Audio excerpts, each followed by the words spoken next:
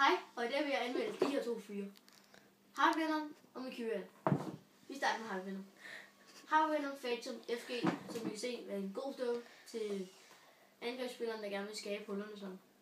Især hvis vi har en fodbold her, kan vi se, at de store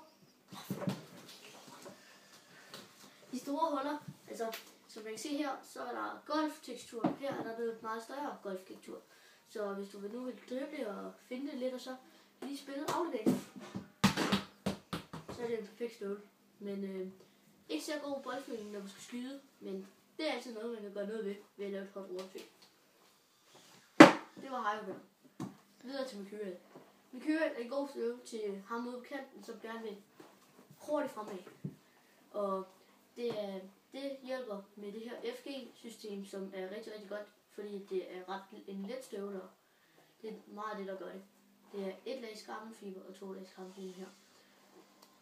Ups, det er mikrofiber. Sorry. Ja, og der er selvfølgelig ACC på begge støvler. Det er bare en fantastisk støvle. Det var alt herfra. Cheerio.